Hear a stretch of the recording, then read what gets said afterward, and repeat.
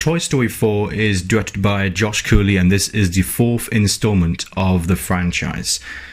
I've wanted to make videos like this in an analysis form for quite some time. Because I'm unavailable to use my camera at this moment, I thought I'd give it a try to see what this looks like. So let's see how it goes. After Andy gives his toys to a new owner, Bonnie, in Toy Story 3, Woody and the rest of the gang must make sure to keep their owner the most happiest that she can be. And so when she goes to a kindergarten orientation day and literally makes a new friend, Forky, and takes this new friend along with the rest of the gang on a road trip, Woody leaves it on himself to make sure to look after this little guy because he's the most important toy to Bonnie at this moment. So, Toy Story, what a franchise it has been. It started way back in 1995, and all the way to 2010 we had 3 perfect films, 1, 2 and 3, thus creating a brilliantly perfect trilogy.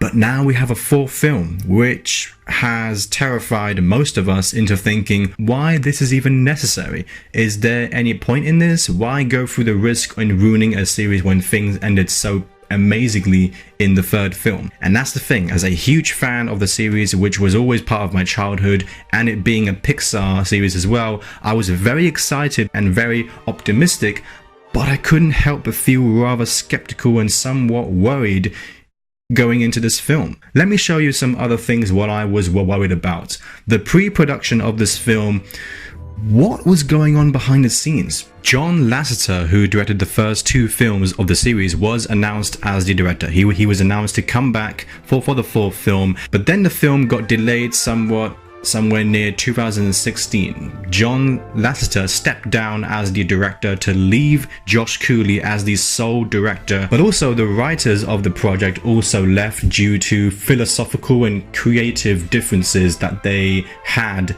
throughout the film. And so when you have a film like this that has a lot of writers and producers and directors involved throughout the entire project and the years of the project, you can't help but feel, I don't know, quite terrified. What the hell are they actually gonna do? Is this just a cash grab?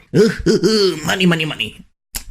Well guys, I can happily tell you that no, it's not. It's nothing like that, because after watching this film, all my worries, all my concerns went away. This movie was a blast. I was so surprised, and many people such as me were expecting to be surprised, but not in a very positive way. This film is so well done. I was so relieved. I was afraid this film would just have nothing to do with the last 3 films and almost be a very separate one just for the sake of it. And it was going to be some sort of TV sitcom when every episode has this new problem and never even mentions the last one, and everybody has that connection. And they do that, and that's fine to me. But they do it so well, this film exceeded my expectations by a margin. I'm so happy to point this 4-part film series out to people who may doubt future films in a particular series, who feel like it will suck, because then I can say, no, remember Toy Story 4? That was great. Don't lose hope. One of the biggest positives that I can take away from this film is the animation. My God, this film is beautiful. Yes, my favorite animation is Japanese animation. Hand-drawn is stunning. It's beautiful. It's more creative in my personal opinion. But Disney's Pixar's always came to a close second in my opinion. This film looks so freaking photorealistic. There is a scene which involves rain somewhere in this film, which I will not spoil by the way, and oh my goodness, this is how far we have come towards technology. 25, 24 years ago, yes, the film looked great, but in 2019, it looks real. If you take away the toys in a sequence in this film, I would probably be thinking, oh, this is just any ordinary live-action film, which looks beautiful, by the way. But we have come very far in terms of animation, and I'm so happy about that, because it's just evolving, and it's such a great thing. Look at the detail in the posters and the characters. It's insane how far they have gone with this. It's just so admirable. Once again, this is easily the funniest Toy Story film out of all of them. I was so surprised with how much I laughed during this film. And that goes with the phenomenal cast in this film. What am I supposed to say about Tom Hanks? What more do you want me to say about Tim Allen? Come on, come on. But one of the main stars in this film was Forky. I was quite scared because he seemed to come off as quite annoying and quite, just quite annoying in the trailers. But he was fantastic in this film.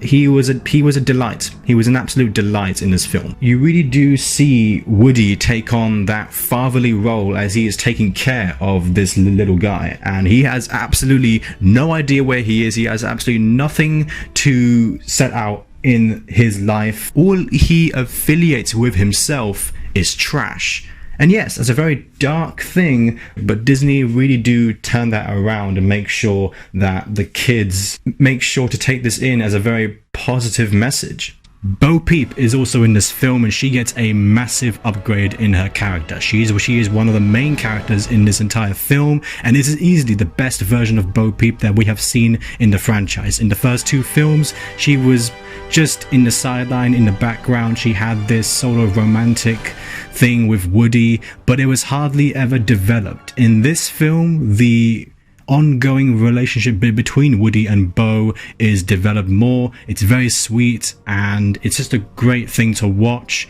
And it's great that she's back, because she was hardly in the film for Toy Story 3. She was barely mentioned in just one thing, so we get to explore that more in this film. It's a great full circle. Keanu Reeves is in this film as Duke Kaboom, and what a character. They keep on introducing new ones in every film of Toy Story, and I'm fine with that because they are so developed.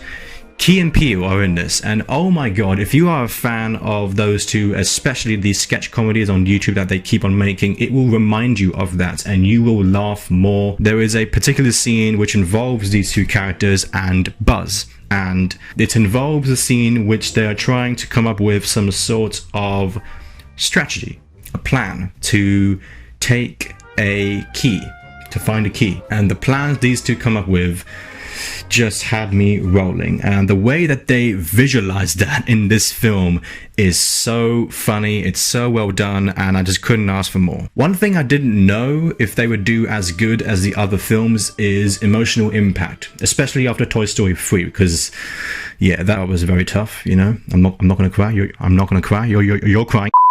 But they handled it very well.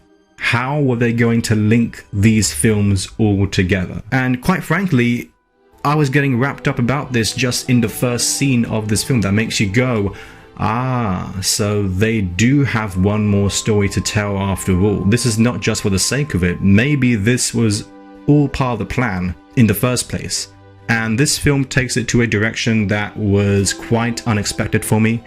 And so yes, I got teared up in the ending of this film. It was very thoughtful. It was done excellently once again. Toy Story 3 was definitely not the last one, and I can see why Toy Story 4 was worth making. I gotta say once again, yes, I went in the film extremely skeptical and nervous, but I came out extremely satisfied. But let's go back to the characters and how they are presented in this film. For every film, of course, there is a villain. Toy Story 1, Sid, which, by the way, was just incredible. Probably my favorite villain of them all, Sid. And then we had, obviously, Prospector, Lotso the bear. In this one, the villain, once again, is very touching. The villain is handled very, very well.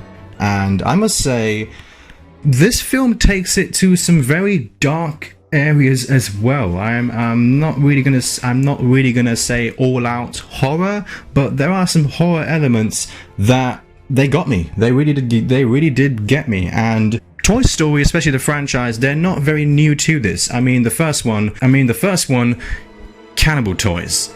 Sid trying to break apart toys, and Buzz just goes,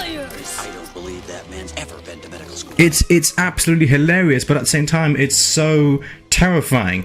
Cannibal toys in the first one.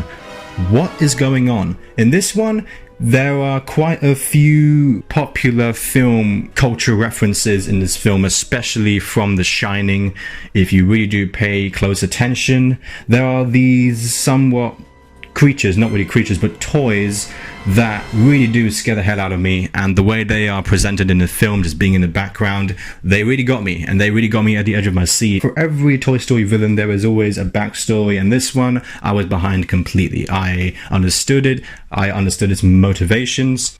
And so I really don't think there's really anything to give flaws on for this film. I would really be reaching for this film. I would be very nitpicky, and quite frankly, I just don't want to do that for this film. This film was done so well. I did have rather lower expectations, so it would help if you guys have that as well before going into this film, but I think that's why I loved it. If I had a wish for what this film could have more, I would perhaps say maybe a longer length of a film, because I just love the franchise. I get so happy with the more running time. Because of the introduction to new great characters, it caused to sideline some of the old toys, which is absolutely fine.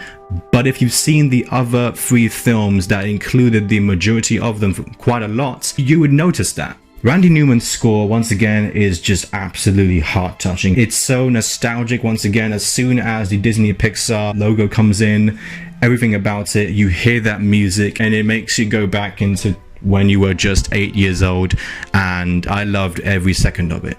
I'm going to give Toy Story 4 an A. I really do think they knocked it out of the park. They did it once again. I don't know if they should make another one. I really don't know. Thank you so much for watching. I will see you guys very soon with some more reviews to come, and stay tuned.